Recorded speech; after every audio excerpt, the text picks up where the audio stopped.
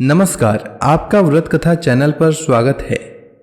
इस साल कामिका एकादशी का व्रत 24 जुलाई को रखा जाएगा और कामिका एकादशी व्रत का पारण 25 जुलाई को सुबह 5:38 से लेकर सुबह 8:22 तक किया जाएगा।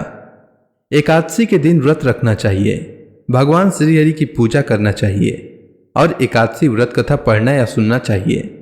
इससे हर मनोकामना पूर्ण होती है। तो आइए सुनते हैं कामिका एकादशी व्रत कथा। कुंती पुत्र धर्मराज युधिष्ठिर भगवान श्री कृष्ण से कहते हैं, हे भगवान, आषाढ़ शुक्ल देवसैनी एकादशी तथा चतुर्मास महात्म्य मैंने भली प्रकार से सुना।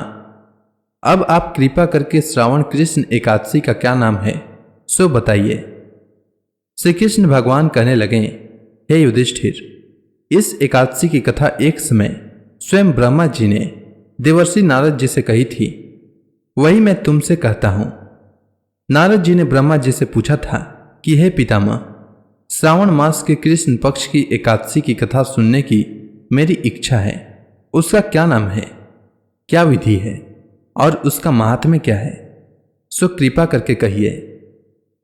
नारद जी के ये वचन सुनकर ब्रह्मा जी ने कहा, हे नारद, लोगों के हित में तुमने बहुत सुंदर प्रश्न किया है। श्रावण मास के कृष्ण पक्ष की एकादशी का नाम कामिका है। उसके सुनने मात्र से वाजपेय यज्ञ का फल मिलता है। इस दिन शंख चक्र और गदाधारी भगवान विष्णु का पूजन होता है, जिनके नाम श्रीधर, हरि, विष्णु, माधव, मधुसूदन है। उनकी पूजा करने से जो फल मिलता है सो सुनो। जो फल गंगा, काशी, नैमिषारण्य और पुष्कर स्नान से मिलता है वह भगवान विष्णु के पूजन करने से मिलता है।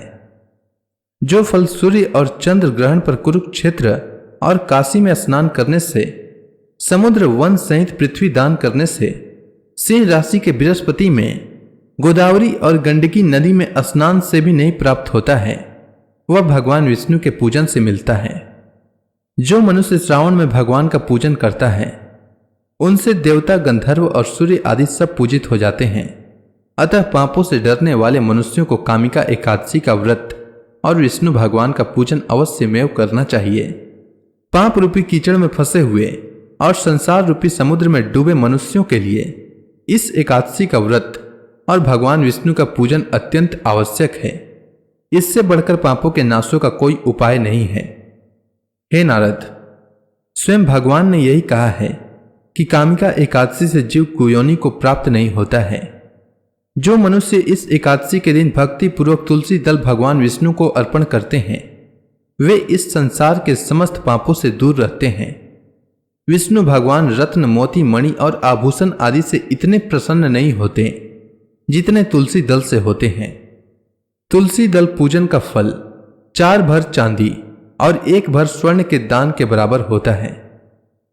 हे नारद, मैं स्वयं भगवान के अति प्रिय तुलसी को सदैव नमस्कार करता हूं। तुलसी के पौधे को सींचने से मनुष्य की सभी यातनाएं नष्ट हो जाती है। दर्शन मात्र से सब पाप नष्ट हो जाते हैं और स्पर्श से मनुष्य पवित्र हो जाता है।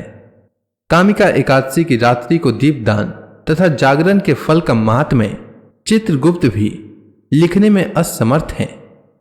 जो इस एकादशी की रात्रि को भगवान के मंदिर में दीपक जलाते हैं उनके पितर स्वर्ग लोक में अमृत पान करते हैं तथा जो घी और तिल के तेल का दीपक जलाते हैं वे 100 करोड़ दीपकों से प्रकाशित होकर सूर्य लोक को जाते हैं। आगे ब्रह्मा जी कहते हैं कि हे नारद, ब्रह्म हत्या तथा भ्रूण हत्या आदि पापों को नष्ट करने वाली इस कामिका एकादशी का व्रत मनुष्य को यत्न के साथ करना चाहिए। कामिका एकादशी के व्रत का महात्म्य श्रद्धा से सुनने और पढ़ने वाला मनुष्य सभी पापों से मुक्त होकर विष्णु लोक को जाता है। अतः कामिका एकादशी की कथा श्रद्धा पूर्वक सुनना चाहिए और पढ़ना चाहिए। तो इसी के साथ कामिका एकादशी व्रत कथा पूर्ण होती है। अगर आपको यह कथा अच्छी लगी हो तो इसे अपने दोस्तों में शेयर करें, साथ ही इस वीडियो को लाइक करें और मेरे चैनल को सब्सक्राइब करें। धन्यवाद।